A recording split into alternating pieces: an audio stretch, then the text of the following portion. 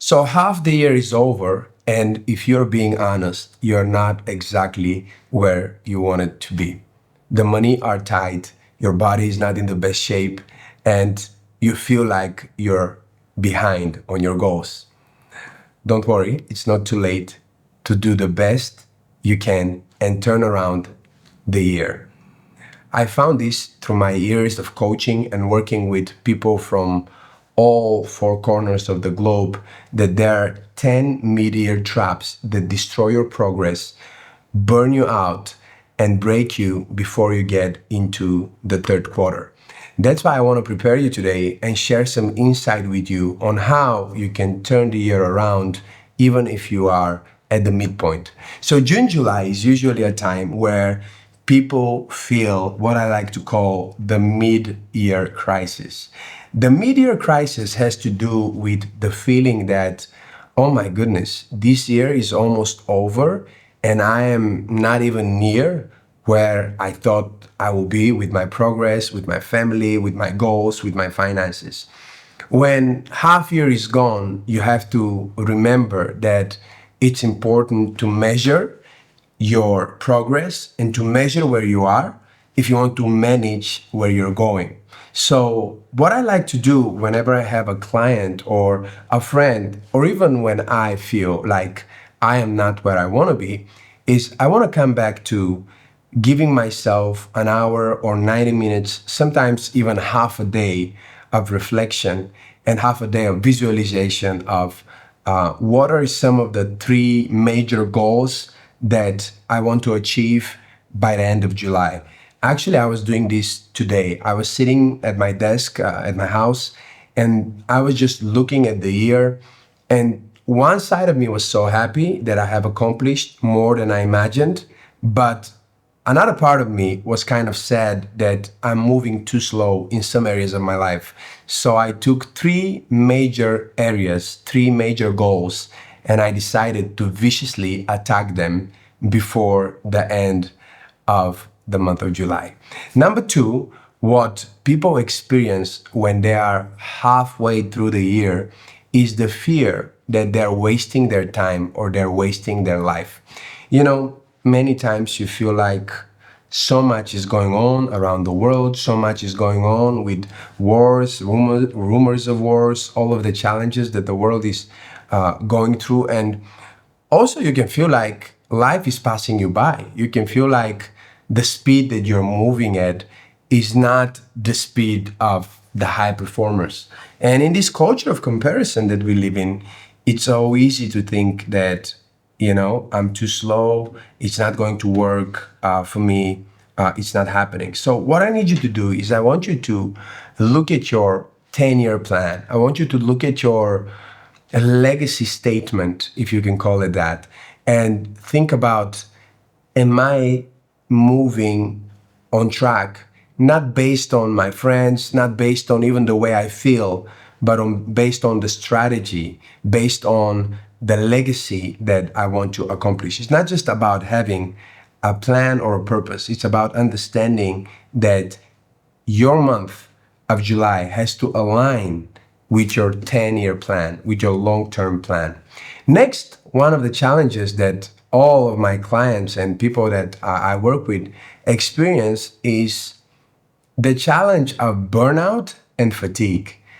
And I find this to be true with leaders and coaches and people who are very involved in helping others, that sometimes we are so involved in people's lives, we're trying to push them forward and help them get to the next level, that sometimes our sleep suffers, or maybe we don't take enough vacation, we don't take enough rest. So what happens is that you feel like, oh my goodness, I helped all these people to get the rhythm in their life, and my life is out of balance. My life is out of rhythm.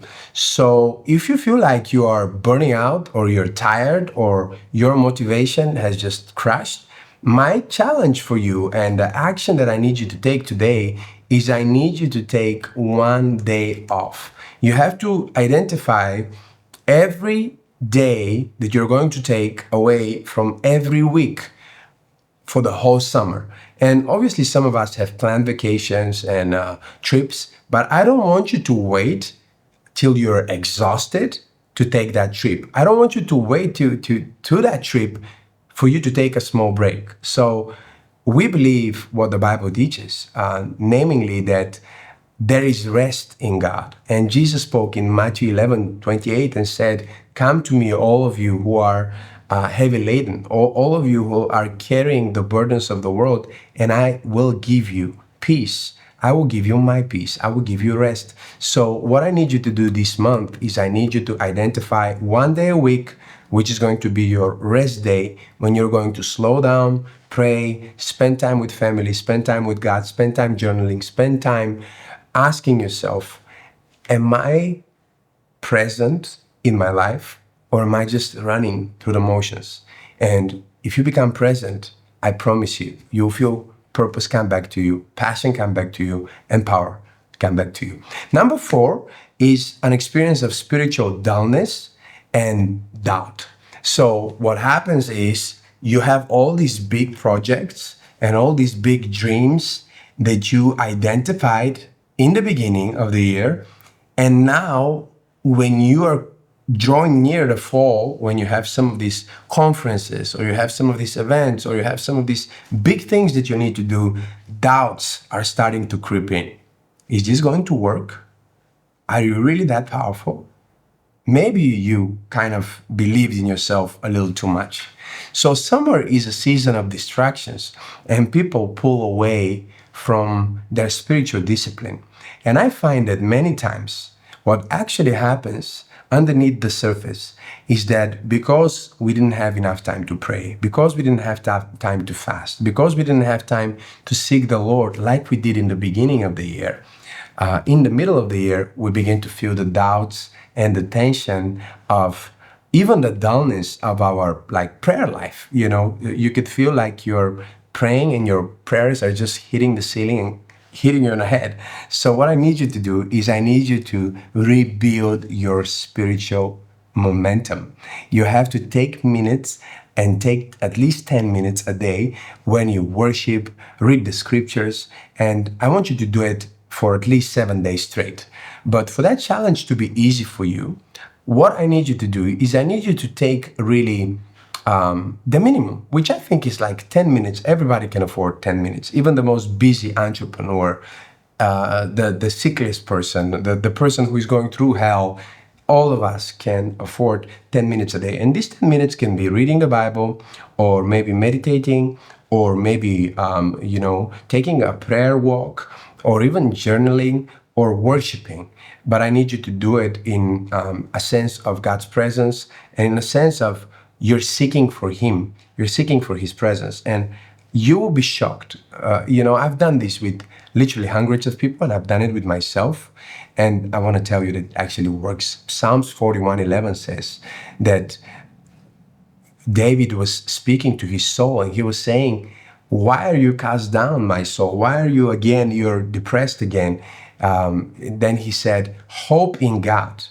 A hope in God. Bring your hope back to God." That's Psalms 42:11. So what I need you to do is I need you to come back to your spiritual basics if you want to turn this year around and feel like, yes, I can do that. Yes, I can accomplish that, because I can do all things through Christ who strengthens me. Now, many of these things that I'm sharing with you, many of these 10 points, come back to this major point. I call this decision paralysis. And can I be very, very honest and vulnerable with you? I get this every year, mid-year, like beginning of June, beginning of July. Again, I'm hit by this. Should I do it? Shouldn't I do it? So you start procrastinating. And part of it is you have so many choices to make. You have so many big decisions. Like, where am I going to send my kids to school? Where will I be living from the fall? Like, you're looking at the next season of your life. Maybe you have to move cities. Maybe you have to switch jobs. Maybe you have some big things that you planned for, and now you're experiencing the fight and the resistance of you accomplishing those.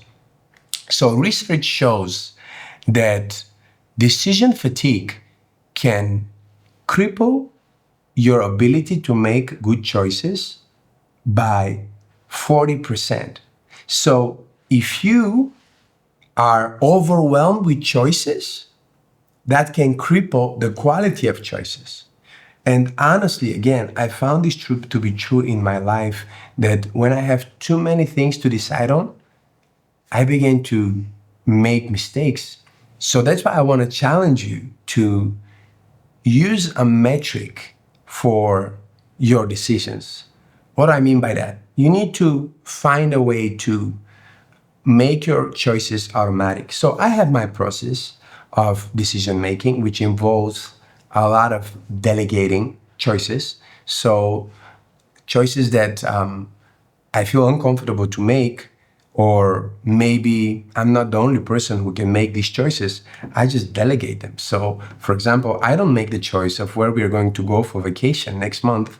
I just delegate that to my wife. So I only give her a budget because if I don't limit her, I might be shocked by how much the vacation costs. But I just tell her, that's your budget, that's your, boundaries, and you tell me where we're going to go and what we're going to do. So what I do is I remove a lot of my decision load from my mind and I put it on the minds of other people. And then also you can use different ways to deal with your choices. Like there's so many, you should just go and research them. You can use Eisenhower's metrics. You can use just a list of writing your choice down and putting the pros, putting the cons. And I have some of my decision making practices in my book, Courage in Crisis: The Ultimate Guide to Success, which I'm going to put it in the link in the description so you can get it.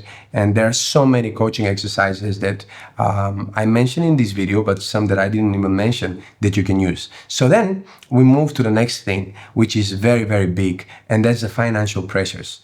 And let's be honest, you're hitting Q3 and you're like, oops, it's not what I thought it would be. Maybe you had this huge plan for your budget and now it has changed. So what happens is you start asking yourself, have I saved enough money?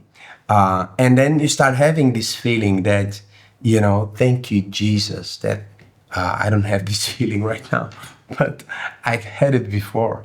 It's the feeling of, I need to make money yesterday. Have you been there? Like, I need to make money yesterday because everybody's going to vacations. Everybody's taking selfies on boats. Everybody's going on weddings and parties. And you feel like, oh my goodness, I don't know if I can do it this summer. I don't know if I have all of the resources. So what you need to do right now is, I want to challenge you because I did this a few times in my life, over 10 years ago. I think the last time I did it was exactly 10 years ago. And this is a challenge that I want to put you on for the summer. And that challenge is, I want you to go in your subscriptions and remove at least 3. If you can do more, but at least 3 of your subscriptions. I need you to go through your monthly expenses and remove at least 3 things that are not as important to you. I'm telling you, you will be shocked how much will be left when you trim some of the fat, when you trim some of the things that are completely unnecessary in your life. And I don't want you to just take the money out. What I want you is, I want you to put the money in a savings account, or if you have an investment account, but I want you to put money to work for you. Because one of the things I find in life is that when you stress about something, the best way to deal with it is to face it and to be proactive about it. So don't just sit and feel terrible that you don't have the money you imagine to have by now. Just begin to be proactive about it, save some money, invest some money, and move on. Awesome. So, the Bible teaches that God will provide for our needs. So I want to encourage you with that. The Bible is God's promise to us. So if we are faithful in our giving and if we are disciplined in our spending, I do believe that God will help us. So one of my favorite sayings that I love to tell people is, you don't need to pay for it. You just need to pray for it. So If you are now experiencing lack, but yet you want to go for a vacation, or yet there is something you want to give towards or do, and it has to do with finances, I need you to pray for it. Maybe you cannot pay for it right now, but I want you to pray for it. But you only pray for it after you do the actions that I gave you. I need you to cut the fat of spending. Number 7 has to do with leadership fatigue. So, leadership fatigue is the question of, am I in the will of God? And am I where God wanted me to be? So, is this the plan of God for my life? Like leaders, especially pastors and entrepreneurs, begin to feel this tension of pouring into others, as I said earlier, for 6 months, and beginning to feel the emptiness, really, that comes when you have poured and poured and poured into others, and yet no one has poured into you. That's why it's so important. If you're a leader, if you're an entrepreneur, if you're a coach, you need a coach. If you're a leader, you need a leader. If you're a pastor, you need a pastor. You need someone to talk to.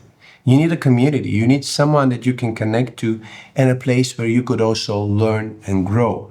And what I do when I feel this tension and fatigue of leadership is I usually would call one of my coaches or mentors, and actually did this last week. But I don't wait until it's terrible. You know, I have actually set a really, really, really good rhythm in my life where I talk to someone like a Tim Story almost every week of my life. If I don't talk to him every week, it's every other week, but it goes from 30 minutes to an hour and a half. And then I meet with him a few times a week. So I have other leaders and mentors that I also talk to, and I get coached by, I get helped by, and I always have it regular. I have it planned. I have events that I have planned to go to that I'm not a speaker at, and there are others who are speaking, there are others who are ministering, and I'm just sitting and learning and feeding my soul. So as a leader, you need to take care of yourselves. You know, there was, I think, a Gallup study that showed that 36% of pastors have thought about quitting every year. Think about this. Every year they're considering, I want to quit. Another study said that they're considering quitting every 6 months. So twice a year they're considering to quit. And yet, if you are talking to somebody, if you have a relationship with someone who is pouring into you, you are free from that statistic, because 47% of pastors who have a mentor or who have a community are expressing psychological and mental health that is much higher than most spiritual leaders. So, what I need you to do is I need you to grow in your own walk with God. I need you to grow in your own walk in life by allowing someone who is more advanced, someone who is more experienced, someone who is wiser, or even someone who is your peer to pour into you and feed your soul, because you really, really, really need that. Number 8, and I'm coming to conclusion here, is relational tension and loneliness. So it's not only if you're single. I know that when I say this, you think this is for the single people. No, it's not just for the single people, because so many couples fight. I mean, they fight even when they're on vacation, because they have not had the time to, talk about things, process things during the year. And now it's the vacation time. So they go on vacation and they start talking about it. They start talking about something that took place in the month of January, on February, and they start, experiencing this tension of just the pressures of life. And then, of course, you have the singles who are like, am I ever going to get married? So if you're watching this and you're single, maybe you're asking yourself that question. Oh my goodness, I was just at a wedding yesterday. When is my time coming? Like, everybody's getting married. Everybody's celebrating their life. Everybody's moving on. And here am I, working in the studio, recording Maksim Asenov as he's doing this. I'm actually talking to someone who is in the studio, as you can imagine. Yeah, that's how people feel. And I want to tell you something. I felt exactly like that every single summer of my life until I met my wife. And then after that, we still experienced, in the beginning of our marriage, we experienced a lot of tension around vacation. Some of it had to do with financial issues, some of that had to do with communication issues. And as I was saying earlier, you have not dealt with things for 6 months and now you're about to go to Greece together. You'll kill each other in Greece, just because you didn't talk about it, just because you didn't, deal with it, doesn't mean it disappeared. It stayed in you. So what you need to do now is you need to take action. I want you to reach out to some key people in your life and, just clarify things. Apologize if you need to apologize. Get vulnerable and have a conversation that's like a quality conversation with a friend. If there is something you feel that maybe you were hurt by, communicate it. If you feel like maybe you were misunderstood, communicate it. I want you to clear the air. Before you go to Greece, before you go to wherever you're going for vacation, I need you to clear the air with someone. Best case scenario, do it with the one you're traveling because you will be traveling with that person either way. But if you're not traveling with someone, or maybe you have a different scenario or a different issue, I need you to do this. I need you to find someone to talk to, get vulnerable, apologize, and mend things. Because one of my favorite scriptures is in the book of Ecclesiastes, and it says that two are better than one. To be single, to be alone, it can be efficient. It can feel like, wow, you're just so self-sufficient, but also it can be lonely. So you have to deal with that tension, and you need to realize, even if you're single, you need to talk to someone, you need to clear your relationships, and if you're married, you need to do the same. So you need to prepare to have an amazing second part of this year. Number 9 has to do with your health and your body insecurity. Yeah, it's that time again. Everybody's removing their t-shirts. Everybody is taking the 6-pack, 8-pack, 27-pack, 48,735-pack photos on Instagram. So they're putting their perfect backs and perfect chests and perfect stomachs. And they're showing you that you promised yourself that this will be the first year of your life where you will enter in these pants. And now you see these pants that are watching you from your wardrobe with disgust, and you're feeling miserable because everybody's showing off their best. Summer means that you're on the beach, you're on the boat, you're going places, and you don't want to remove your top because you don't want people to see that you have not achieved what only you know in your mind that you were setting out to do this year. I understand, and that's not fat shaming, it's not criticizing, that's just honestly giving voice to what everybody thinks and what everybody feels. Even the people who are in the best shape of their life, and trust me, I work with a lot of people who are high performers, fitness influencers that look amazing. Even they're like, oh, I'm not in the best shape of my life. I had this little thing here. So almost nobody is happy, completely happy with where they are in life. But what I need you to do is I need you to be happy if you're healthy. If you have no aches, if you have no pain, if you have no serious sicknesses, illness, I need you to be appreciative of that. And yes, create a plan of how you're going to improve, but first understand that, as one of my favorite speakers in the world says, you may not be where you want to be, but thank God you're not where you used to be. Can I be honest? Even I'm vulnerable with you right now. I'm telling you, I'm not what I thought I'll be. I thought that by the month of July, beginning of July, I will see the 6-pack. I'm seeing part of it, but it's not yet manifested completely. So I'm not going to be disappointed by that. I'm going to press into the gym. I'm going to watch my food, I'm going to thank God for health, and then I'm going to get better. And every day I'm going to get better and better and better and better, because I'm not getting better for someone else. I'm getting better for myself. So yes, that's the calling now. That's the action plan for you. Take some extra steps. Walk a little more. Do some extra movement.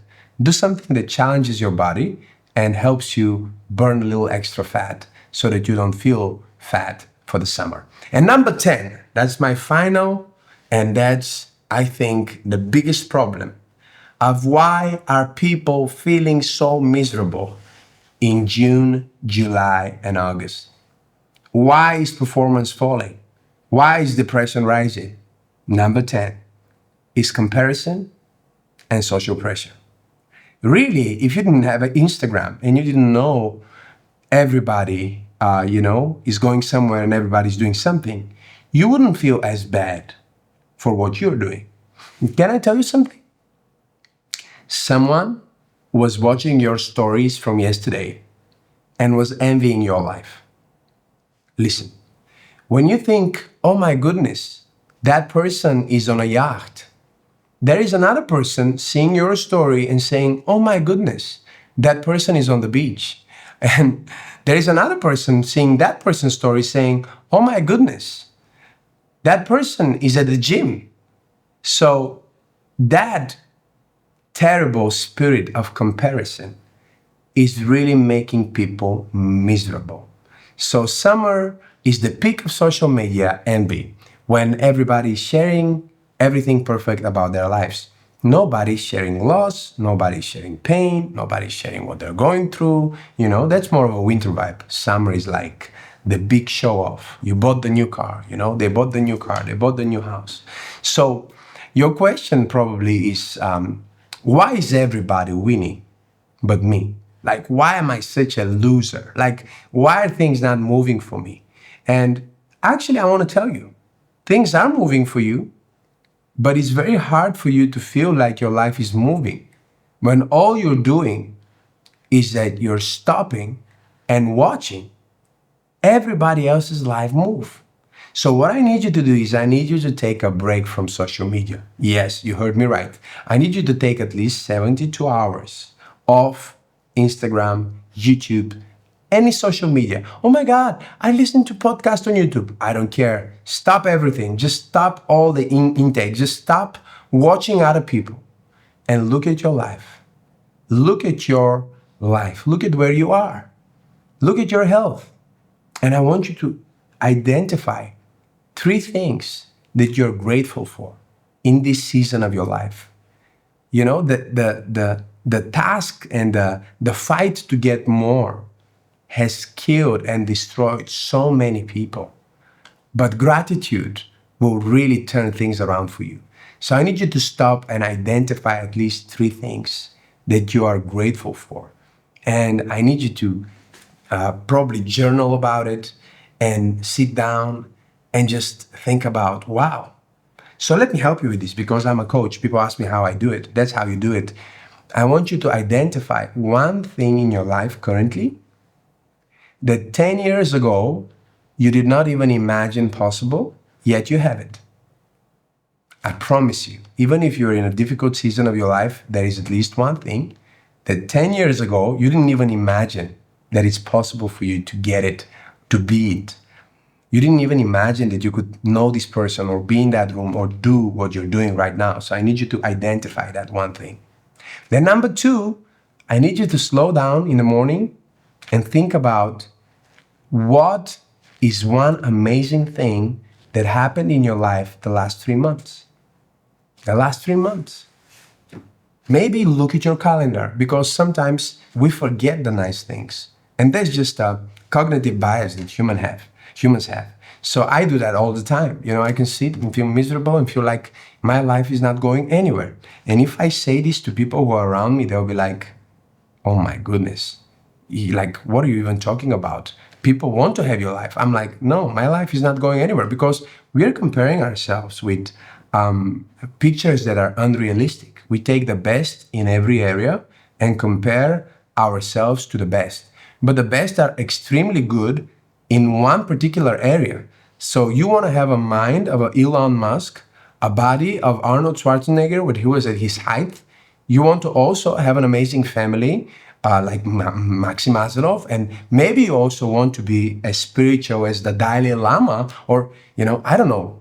You're comparing yourself to the best in every area, not realizing that they're good in most of them are really good in only one thing.